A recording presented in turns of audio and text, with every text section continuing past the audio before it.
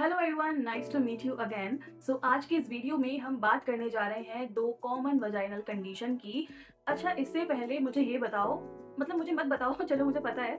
80% females को east infection होता है, या फिर ये बोलें कि लुकोरिया की प्रॉब्लम होती है, या फिर हम ये भी बोल सकते हैं कि डिस्चार्ज की प्रॉब्लम होती है, वाइट डिस्चार्ज की प्रॉब्लम होती है। अब जिसको भी वाइट डिस्चार्ज की प्रॉब्लम है ना, वो दो वजहों से हो सकती है, या तो ईस्ट इन्फेक्शन की वजह से या फिर बैक्टीरियल वेजिनोसिस की वजह से। इन दोनों में क्या अंतर है और कैसे पहचाने कि हमें ईस्ट इन्फेक्शन हुआ है या फिर बैक्टीरियल वेजिनोसिस हुआ है, तो आज के इस वीडियो में हम इन दोनों ही कंडीशंस के सिम्टम्स जानेंगे, इनको कैसे पहचाने जानेंगे और साथ ही में इसका कैसे इलाज किया जाए ये भी जानेंगे। Before starting the video, I want to start with a disclaimer. This video is for informational purpose only. If you experience any vaginal discomfort, please consult a doctor for a proper diagnosis and a treatment. So first of all, we are going to know about yeast infection. What is yeast infection? तो आम भाषा में समझें तो ये जो east infection होता है वो एक तरह का फंगस होता है, फंगस वाला इन्फेक्शन होता है, और इस फंगस का जो नाम होता है वो होता है कैंडिडा, CANDIDA। और ये हमेशा वजाइना में रहता है, बट समटाइम्स इट कैन ओवरग्रो और इसकी वजह से कुछ सिम्टम्स आपको देखने को मिल सकते हैं, जैसे कि intense vaginal etching and irritation, burning sensation during urination, thick and white discharge almost like cottage cheese. तो अब जानते हैं बैक्टीरियल वेजिनोसिस के बारे में। What is bacterial vaginosis? सबसे पहले तो मैं आपको बताना चाहूंगी कि जो वजाइना होती है उसमें कुछ नेचुरल बैक्टीरियाज ऑलरेडी प्रेजेंट होते हैं, कुछ बैड बैक्टीरियाज होते हैं और कुछ गुड बैक्टीरियाज होते हैं। अब इन गुड और बैड बैक्टीरियाज में जब इम्बैलेंस हो जाता है, ऊपर नीचे हो जाते हैं, तो होता है बैक्टीरियल वेजिनोसिस। ये कोई एसटीडी नहीं है, बट सर्टेन सेक्सुअल एक्टिविटीज की वजह से जो इसका रिस्क है वो बढ़ सकता है। अब इसके जो सिम्टम्स होते हैं वो क्या होते हैं, चलिए ये जानते हैं। बैक्टीरियल वेजिनोसिस में थिन और ग्रे डिस्चार्ज आ सकता है, जिसकी बदबू बहुत ज्यादा गंदी होगी, और साथ ही में इचिंग और बर्निंग सेंसेशन भी हो सकती है। अब ईस्ट इन्फेक्शन हो या फिर बैक्टीरियल वेजिनोसिस, दोनों में ही वजाइनल डिस्कम्फर्ट बहुत ज्यादा होता है। अब यहाँ पे इम्पोर्टेंट क्या है वो ये है कि self diagnosis is not recommended. Consult with a doctor to get a proper diagnosis and treatment plan. They may prescribe antifungal medicines for yeast infection or antibiotics for bacterial vaginosis। तो इतना सब कुछ जानने के बाद अब प्रिवेंशन टिप्स भी हो जाए।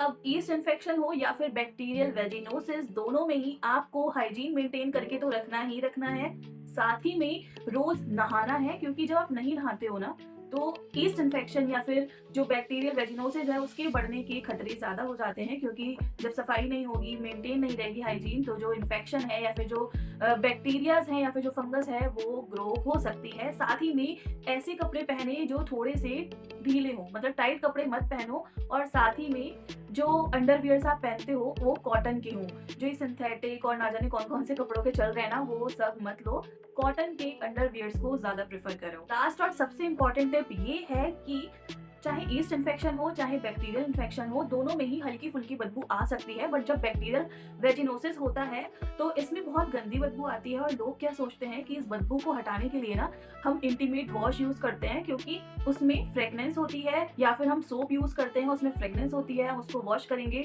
सोप या फिर इंटीमेट वॉश से, तो ये जो बदबू है वो चली जाएगी। लेकिन आपको नहीं पता होगा, शायद नहीं अंदाजा होगा कि ऐसा करने से जो ईस्ट इन्फेक्शन है या फिर जो बैक्टीरियल इन्फेक्शन है वो बढ़ सकता है। तो हार्श जो सोप्स होते हैं उनको तो आपको बिल्कुल ही मना कर देना है यूज करने से, मतलब ना कर लेनी है, तौबा कर लेनी है। बट आप जो ये इंटीमेट वॉश होते हैं ना वो यूज कर सकते हो, लेकिन सिर्फ वो वाले जिसमें आर्टिफिशियल फ्रेगनेंस ना हो या फिर कोई भी फ्रेगनेंस ना हो, और साथ ही में जो पीएच बैलेंस्ड वाले इंटीमेट वॉश होते हैं सिर्फ वही यूज करिएगा। प्रिवेंशन टिप्स तो हो गई, लेकिन अब ये भी जान लेते हैं कि अगर आपको ईस्ट इन्फेक्शन या फिर बैक्टीरियल वेजिनोसिस होता है तो डॉक्टर के पास कब जाना है, किस स्टेज में जाना है। अब सबसे पहले तो ये ध्यान रखिएगा कि अगर आपके जो सिम्टम्स हैं वो काफी ज्यादा सीवियर हैं, या फिर जो आप छोटे छोटे नुस्खे कर रही हो, हाइजीन मेंटेन करना एंड ऑल, इनसे भी अगर फर्क नहीं पड़ रहा है, तब आप जाकर डॉक्टर को दिखाएं। या फिर आपको ईस्ट इन्फेक्शन ऑलरेडी है, इस वीडियो को देखने से पहले भी है, और आपको कई साल हो चुके हैं। ये जो ईस्ट इन्फेक्शन होता है ना, ये आपको सुन के हैरानी होगी कि ये सालों साल चलता है। ऐसा नहीं है कि अभी हुआ कल सही हो गया, ऐसा भी होता है, ऐसा नहीं है कि ऐसा नहीं होता, लेकिन मोस्ट कॉमनली जो ईस्ट इन्फेक्शन होता है ना वो सालों साल चलता है। मतलब 3 साल, 4 साल, अगर आपको ऐसे सालों-साल हो गए हैं ना ईस्ट इन्फेक्शन झेलते हुए, तो ज़रूर, ज़रूर, ज़रूर डॉक्टर को दिखा दो टाइम रहते, क्योंकि इससे बहुत ज़्यादा डिस्कम्फर्ट होता है, आई कैन अंडरस्टैंड। इसके अलावा अगर आप प्रेग्नेंट होने वाली हैं या फिर प्रेग्नेंट हैं और आपको लग रहा है कि आपको ईस्ट इन्फेक्शन या फिर बैक्टीरियल वेजिनोसिस के सिम्पटम्स दिख रहे हैं कि हो गया है या फिर लग रहा है कि हो जाएगा, क्योंकि डिस्कम्फर्ट होने लगता है हल्का-हल्का, तो आप डॉक्टर को ज़रूर दिखाइए, क्योंकि प्रेगनेंसी में ईस्ट इन्फेक्शन या फिर बैक्टीरियल इन्फेक्शन बहुत ज़्यादा हार्मफुल हो सकता है। हमेशा याद रखें, early diagnosis and early treatment are the key for both yeast infection and bacterial vaginosis. Don't be shy, जाओ डॉक्टर से मिलो, प्रॉपर ट्रीटमेंट लो, और अगर कोई भी अगर आपके पास आपके दिमाग में सवाल है तो मुझे कमेंट बॉक्स में कमेंट करो, मैं ज़रूर आपका वहाँ पे जवाब दूँगी। तो इस वीडियो में इतना ही, आई होप आपको ये वीडियो अच्छी लगी होगी। अगर अच्छी लगी हो तो please like, share and comment करना बिल्कुल ना भूलें। तो फिर मिलते हैं नेक्स्ट वीडियो में, तब तक के लिए अपना बहुत ध्यान रखिए और खुश रहिए।